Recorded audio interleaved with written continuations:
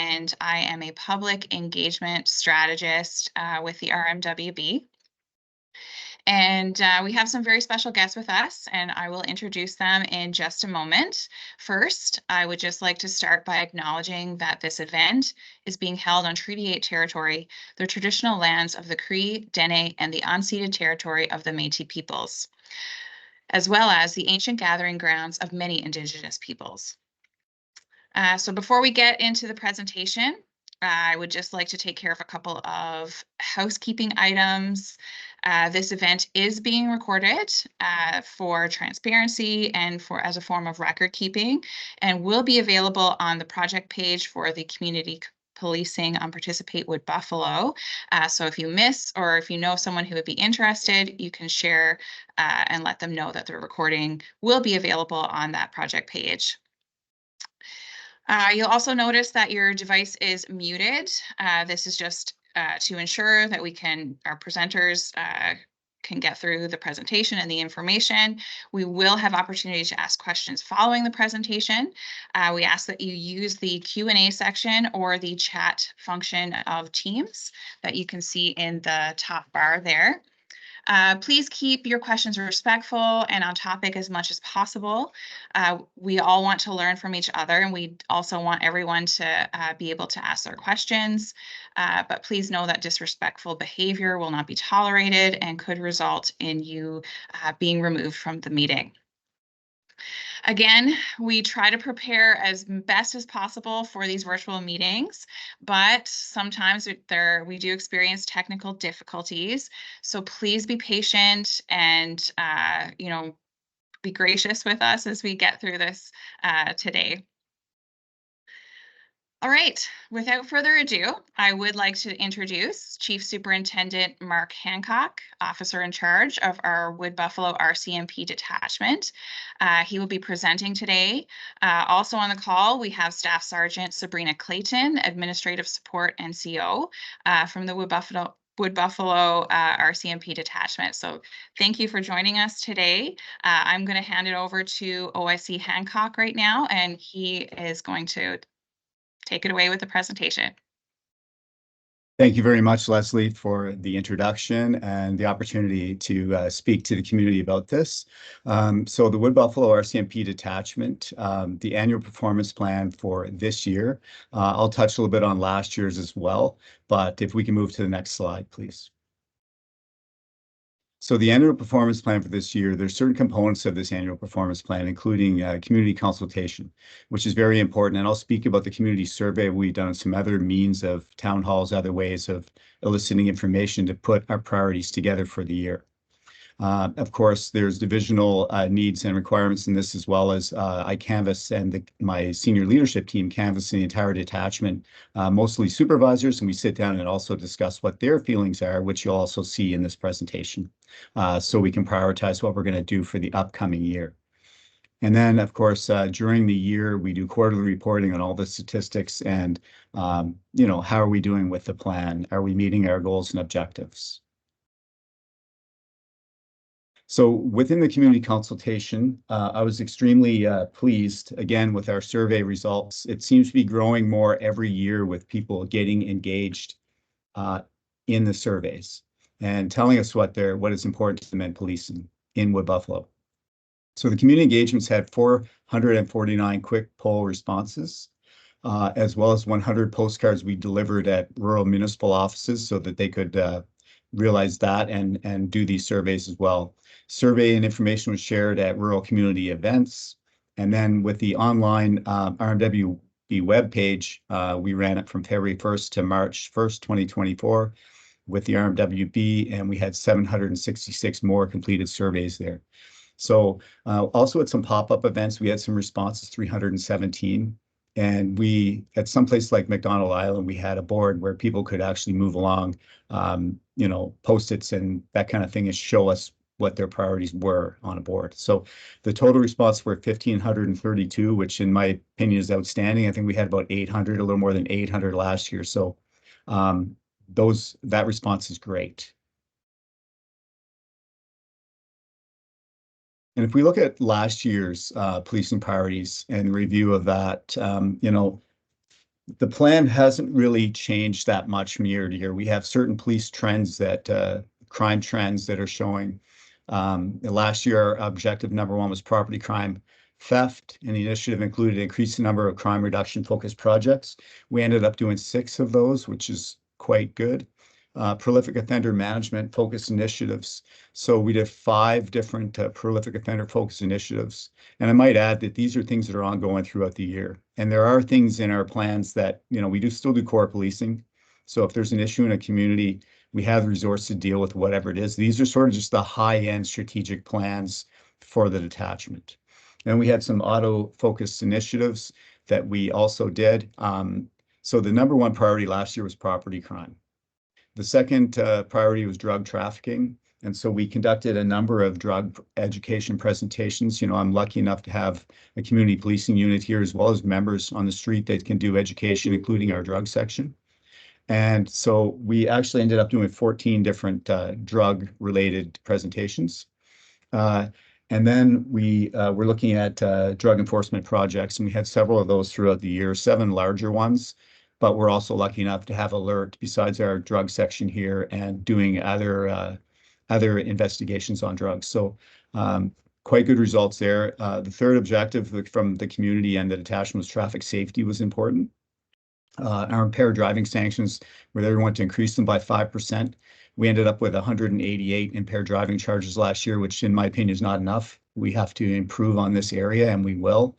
So I know that we've got some upcoming training for the detachment, some other things to try to increase these stats coming up next year. And then some drug and alcohol focused operations. We actually did very well there with about 26 different joint operations. And now we're trying to involve bylaw with the RCMP as a force multiplier, which I will talk about later as well. The fourth objective that came back was enhancing public confidence and engagement.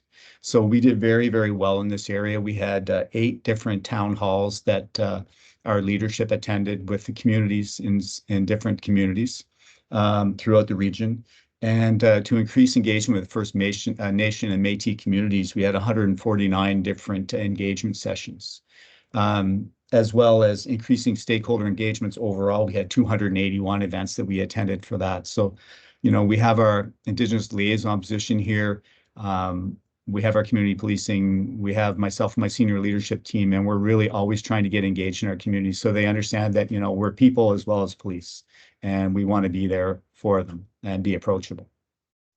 So the results of the survey came back for this year with the community participation, and you can see some trends there that stand out immediately. The property crime is kind of the turquoise colored bar. It's right to the top.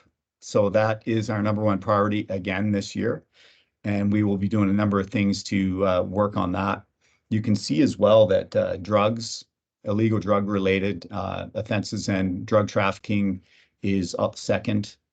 And then, we've got a number of different traffic initiatives that are there, as well as crime reduction. So when you look at this is what the community wants. And I might add also that the majority of the people who took this survey were from the Fort McMurray area.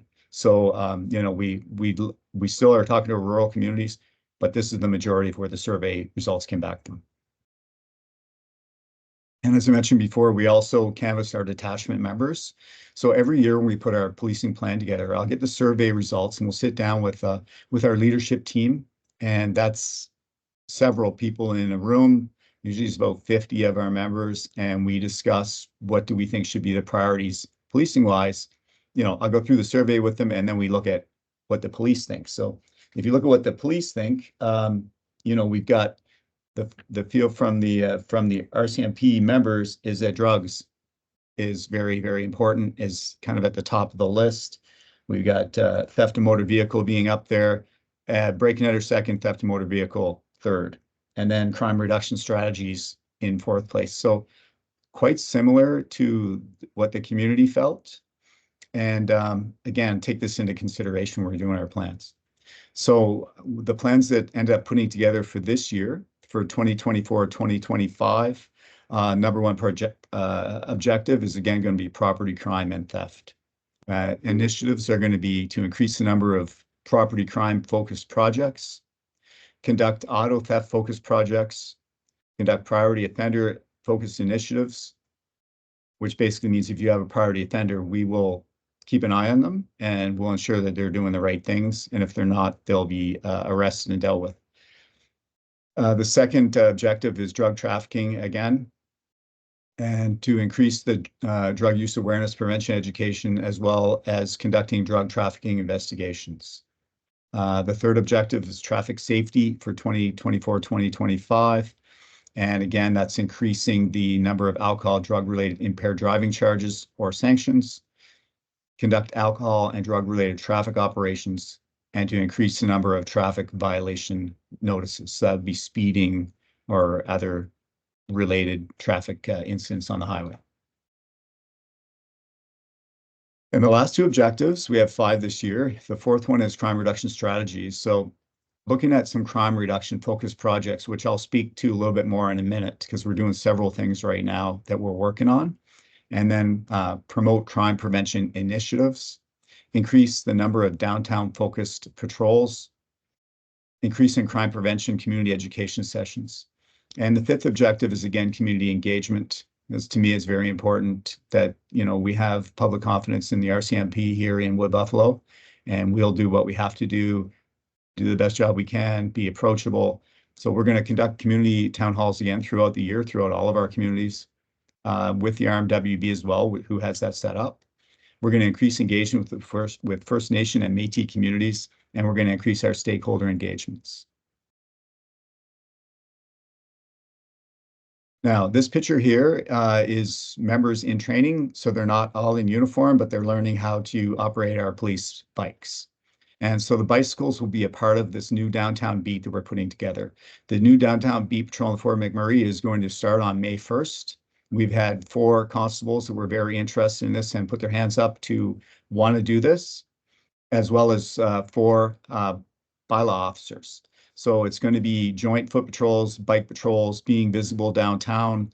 There's a sergeant that has taken this on as well, Sergeant Clinton Thiessen, who came to us from British Columbia. He's got a good background in street type investigations. And we're also going to have an analyst assigned to this project starting May 1st. So daily patrols in the area to be more visible, for business owners to see us, patrons. And we have that office down in Jubilee Building. We just had the McMurray Experience sign taken down. We're trying to promote that as a downtown office. And I would really want the members working out of there, and they will be. And I know that my operations officer, Inspector Troy Switzer, is really into this. He's taken the ball and run with it. And I think that I want people to be comfortable in all of our communities, and we have patrols going everywhere, but especially downtown after the feedback that I've received. So some crime prevention programs that we have, there's some very good ones out there right now. And one of them is the Capture program. So it's community assisted policing through the use of recorded devices. It's a CCTV registry.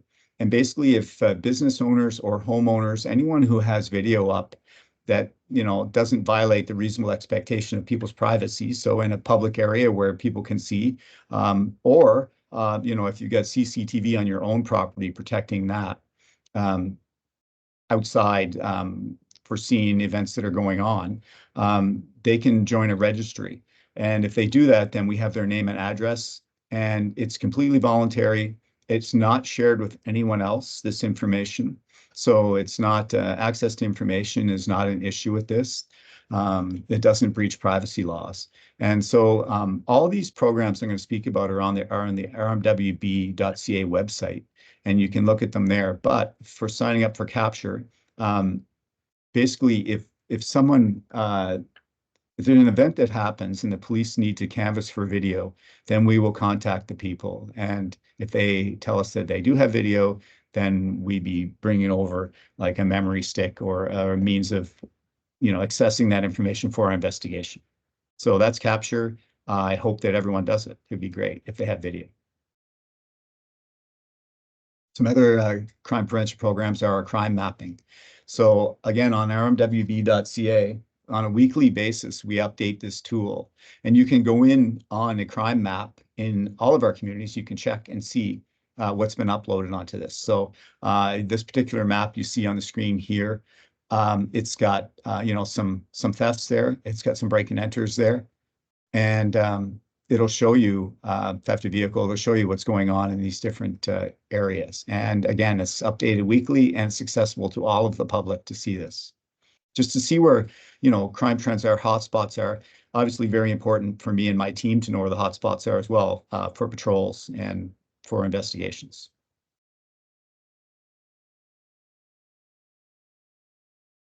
We also have bike index. So, we've had numerous bicycles stolen and gone missing in the community all the time. And so if people want to go into that rmwb.ca website, it's quite easy to get their bicycles registered. And then, if we have a bike that's found, the make, model, all that stuff, serial number, it helps us to be able to track to who owns them. And bike shops can pre-register these. We're going to be having a bike rodeo soon as well coming up, and we'll talk more about that then. But I think this is a very good thing because lots of times when we seize bikes, we don't know who they belong to.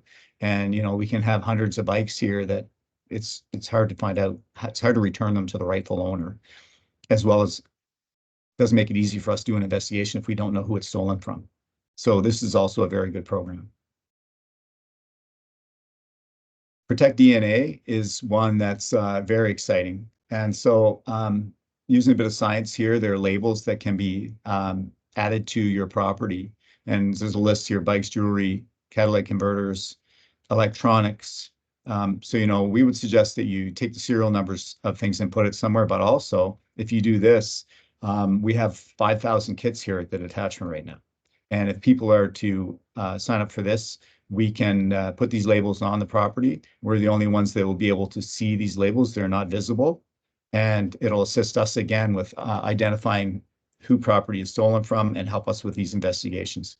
And, maybe people can get their property back because we are solving some of our thefts and break and enters in the community. So again, it's on the rmwb.ca website and it's available at the detachment.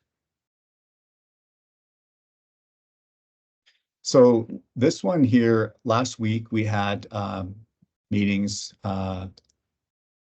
downtown at the casino, and we discussed crime prevention through environmental design. And this is a very good program for businesses in that, we brought an expert up here who presented on it, but there's several things business can do to secure their business better and, make it more visible with lighting, the structure around it, trimming bushes, making sure windows are locked and doors are locked, maybe disabling garage doors when you go away with electricity. There's many, many things that can be done.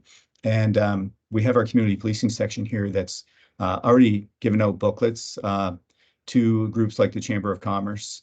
And we'll continue to do that. But also, I do have some connections in K Division and Edmonton that have experts that are more than willing to discuss this with business owners and how they can individually secure their business better. So it's less appealing to criminals and it slows them down for the amount of time it takes them to actually makes it less appealing and gives us more chance to respond to these type of calls. So, making it safer just by your environment. This one, right now, liquor thefts in Fort McMurray area are third highest in Alberta behind Calgary and Edmonton. And so this is an issue. And we've been working with a local company and the police and dealing with people walking out with cases of stolen liquor out of liquor stores. And so we put together a project that's ongoing. And we use some special investigative techniques to deal and arrest some offenders here. 11 people have been arrested during this project so far, and there's more than that now, but 11 with 4 that were actually held in custody. And so, working with SNDL and other companies, including the businesses, we're trying to deal with these certain projects, and this is just an example of one crime prevention project that has been successful and it's ongoing. Other crime prevention programs, this one here, restorative justice, is very important to me. We've really expanded this over the past couple of years. Municipal manager in the RCMP building, Nicole Chouinard, has worked very hard getting a lot of people trained as facilitators in order to basically divert people from criminal court in certain cases. You know, if they admit to the harm, the person who's harmed also agrees to this, and they sit down and do a forum and a discussion where people have to meet face to face and deal with this. And then they come up with a contract where the person who did the harm has to do something to make things right. Uh, and you know, it reduces recidivism. It stops people from continuing to commit offenses and really brings people back together in the community. As well as, it's not easy. The person has to face the person they did the harm to. So this program itself started off with just youth in the community in Fort McMurray. Now it's expanded to throughout the entire region. And just last year alone, there were 37 adults that went through this program and 18 youth. So very positive program. Not everybody needs to go to criminal court for matters. You know, maybe there's another way to deal with some of these crimes. And this is something that gives people a second chance and is really quite effective in the community. So I'm very excited about this one. Another great one is drug treatment court. So I've got Staff Sergeant Liz McDonald here of our general investigation section.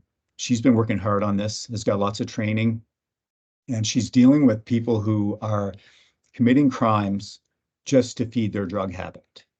So if they're doing thefts, break and enters, mostly property crime issues to get money to get their drug of choice, you know, they need help. So if people can get diverted into this program, it gives the offender opportunity to avoid prison by completing a drug treatment program. So there's drug court. Right now, there's 7 participants in the program, and some of these persons who are in the program are real success stories. People who are committing crime after crime after crime, especially property crimes, who now are not offending. The rules are quite strict in this program, but it gives people the chance to get back on track. And very, very excited about this program, working in partnership with Past Due Place, Detox Center, and Alberta Health Services on this as well. And really, the numbers are there. You know, 80% of participants successfully complete the program, 70% of those will not reoffend. And I think that's pretty on track with the people that we have in the program right now. So it's minimizing some of our crime. So we have to continue with this and give people a second chance here as well. Rave Alerts is something that, you know, we've had some incidents in town where certain individuals, like, for example, the superintendent of schools, wanted more information on things that we're dealing with. You know, we do the phone out, we do the fan out calls, but Rave now, people can sign up for this on rmwb.ca and basically download the RCMP, Alberta RCMP app, and then we can send out alerts to the community on a number of different things, you know, including traffic collisions where maybe the highway is shut down. You know, maybe Highway 63 is shut down due to that, which is big business here. We can alert people. So I would really like to see a lot of people sign up for this. It's also used for missing persons we're looking for. You see, we send out frequent media releases on this, but boom, this will come up on your phone. And it will be there. So there's a number of great things, you know, maybe heavy police presence in a certain area of the community, those type of alerts. So a lot of people have signed up for this already, and hundreds actually, and this is something I want to continue to pursue in the municipality. Citizens on Patrol is a police-supported, community-led program aimed at reducing crime in the community through active participation of citizens in crime prevention and patrol activities. So this is where we get a group of people that go out and actually do patrol and keep an eye on things that look like they're suspicious. And if they do, they contact the police. You know, they don't deal with things themselves. They're another set of eyes out there to look for these type of situations. But they can also be involved in crime prevention activities relating to awareness and prevention of community safety issues. So presentations and all those other kind of things. I remember when I was in Newfoundland, in Happy Valley, Goose Bay, and Labrador, we had citizens on patrol in Goose Bay. And, they had radios and they used to contact us when they saw things, and it was actually very effective. So this is something that our community policing unit here in Wood Buffalo Detachment and Timberley can help people get set up with. And we'd really like to see the community pick this up and run with it. But certainly, we'll be there for meetings and make sure they're off going the right way and that the right people are signing up for this, because you're going to be working closely with the RCMP. And, security clearance and all that kind of stuff's important too. So you have to have the right people in this program. It can be very, very successful as another set of eyes out there for the community. So thank you, and questions. I'd be more than happy to answer any questions that anyone might have. I just have a quick question. How can I access that presentation, Chief Mark Hancock? Chief Powder, good to see you. I will send that to you if you wish. I've presented it a couple of times now, and there's nothing private or secret about it, so I would love to share it with you. Okay, my email address is chiefpowder@fortmckay.com. That's FORTMCKAY.com. And also, in addition, I just have a supplemental question. Are they still lacking resources with the police force as far as manpower? We're actually doing quite well, Chief, right now with regards to our manpower. We had several block positions for a few years due to some financial situations throughout the municipality, and right now we're almost at full strength. So, and right now I'm actually trying to. It's been approved, another corporal position to help with our Indigenous liaison sergeant. So there's some great things going on, and I appreciate the support of everyone. No, I just had to ask because clarification from our meeting last year in 2023, I remembered it was identified that there was a lack of police resources with respect to the force. Yeah, maybe throughout all of Canada, but right now here in Wood Buffalo, we've only really got 2 positions at present that we don't have filled, and those are block positions. And so we're doing very well right now, and yeah, I'm pleased with the efforts that we're able to put forward. Okay, thank you. I don't have any other follow-up questions, and I'm glad I got invited, and I just wanted to express my appreciation. Thank you very much, Chief. Much appreciated. I'm logging off now.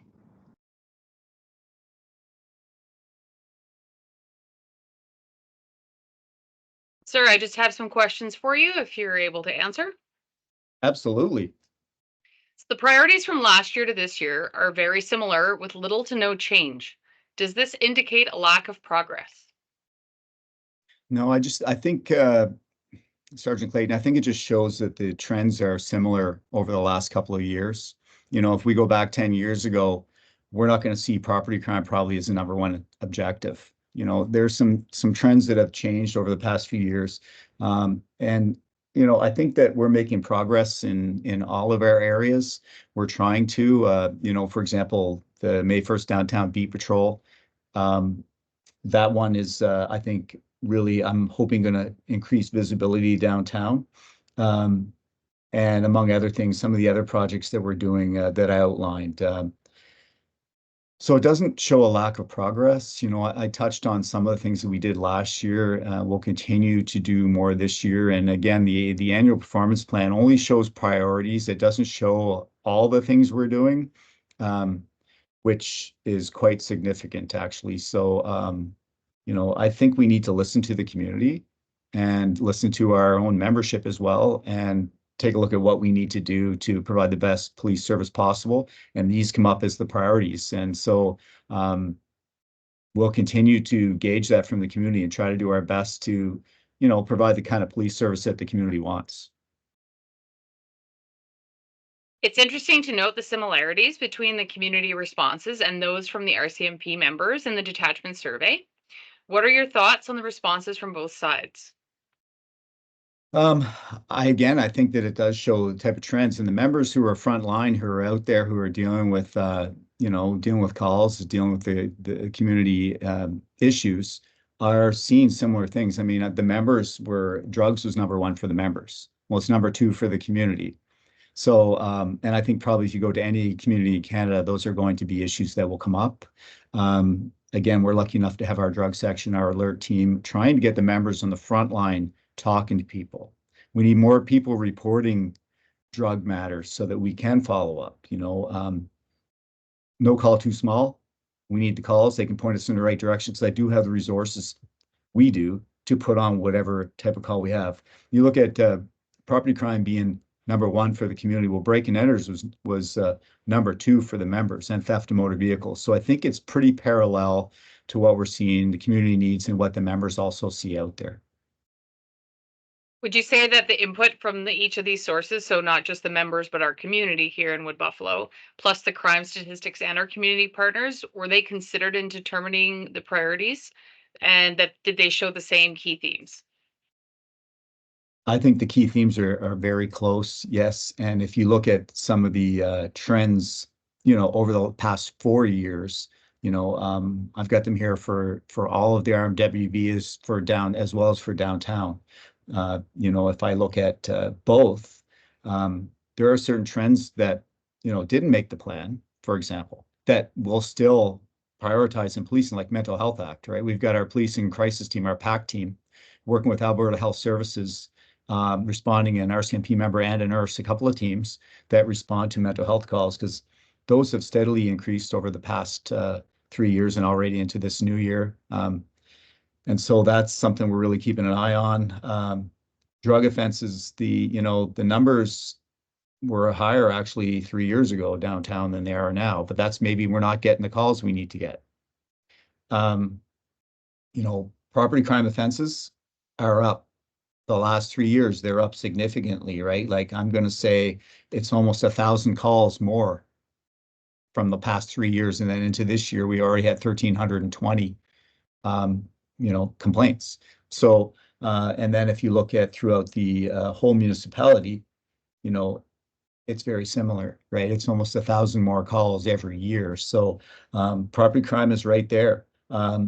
Drug offenses in the municipality, are almost the same as downtown, right? They're quite steady. I'd like to see those numbers a little higher. I'd like to see us have more investigations that we can work on. Break and enters throughout the area have increased over the past 3 years in both the RMWB and in Fort McMurray downtown. So, vehicle theft, the same thing. So I think that these priorities that the community have outlined are very important. Like they're right where they should be, and it's the same way that the members are seeing it, and it's the same way that the statistics are showing us as well. And it doesn't take much to drive around town and you're talking about the traffic portion of this. I mean, we need to do better with our driving.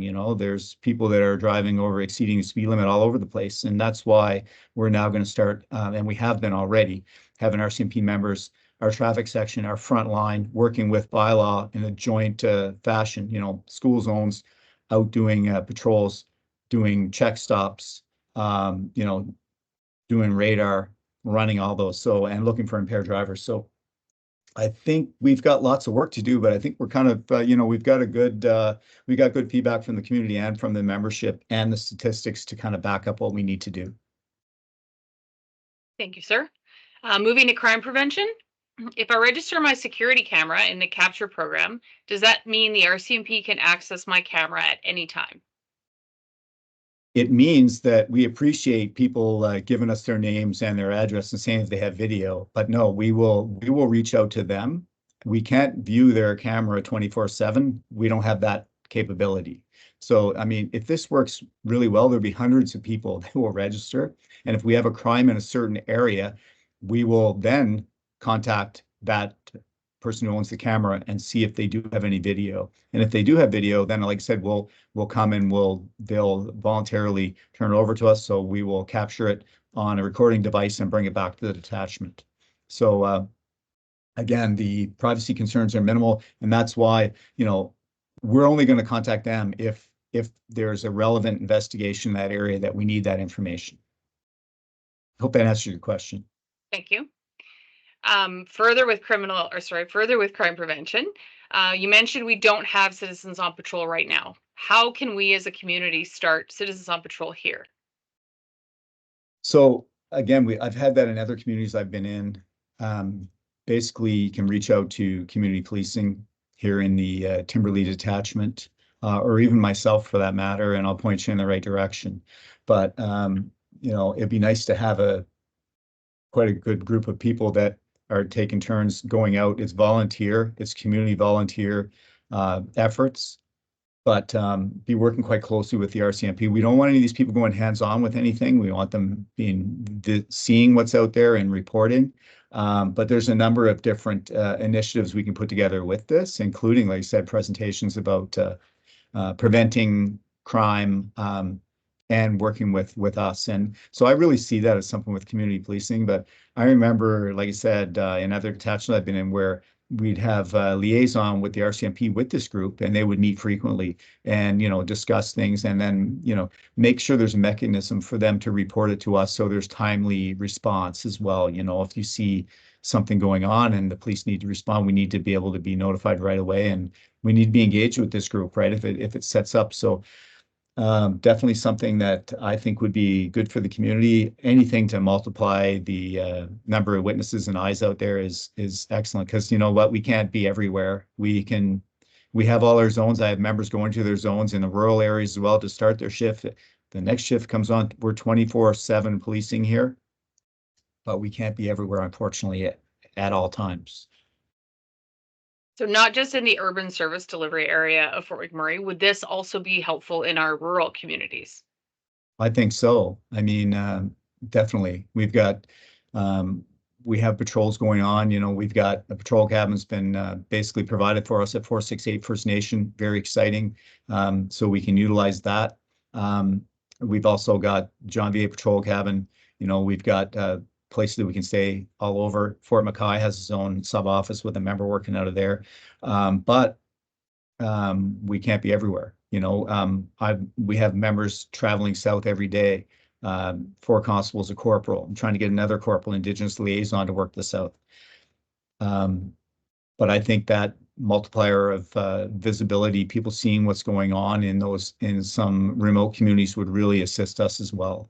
And the knowledge for us, and that's why with drug complaints, when I see not that many calls on it, we can be proactive as much as we want to be, but we don't have a crystal ball, and we need people to kind of point us in the right direction. So then I can say, okay, this person is a subject of interest. We're going to take a look at this, and we're going to put some teams on it. So eyes out there, seeing what's going on. It could be someone getting assaulted, and call us. We have members in every community 24/7, and they're wanting to respond. They're literally waiting for the call. No call too small. I have another question, sir, for you. Are the crime trends we see here in Wood Buffalo similar to other Alberta municipalities? Well, that's a good question. I would tend to say that it would be similar in several areas, especially with regards to property crime. Before I came back here in February 2021 as the detachment commander here in Wood Buffalo. I left Wood Buffalo and went down to St. Paul. And when I was in St. Paul, I was the second in charge of Eastern Alberta District. So we have 27 detachments. And when you look at the policing priorities that are coming out of that, there's a lot of property crime. But with property crime comes other issues. You have people traveling with weapons. You have drug trafficking as well. Lots of criminals don't do just one thing. They'll do what they have to do to get by. So property crime is linked to lots of other things. So that's why we've had discussions with the Crown Attorney's Office about, like for these liquor thefts, they've held 4 people. You don't always get held for property crime, but we're really working hard to do good bail packages, deal with these things so that we can kind of get ahead of that curve. I think if you go to any community in Eastern Alberta District, drugs is going to be an issue. Property crime is going to be an issue. Traffic is an issue. So, community relations, you don't want it to be an issue. You want to get ahead of it. You want to have people respect you. You want to be talking to people. You want to be approachable. And so, these priorities that we have on our plan are probably similar to many other places. And I think ours has changed over the past few years. If you go back, 10 years ago, it's probably going to be drugs, traffic, and you might have some other type of issues, but the property crime has definitely climbed up, and it's climbed up throughout the entire, I think all of Alberta, really. Thank you, sir. That is all the questions we have for now. Nobody online that has a question?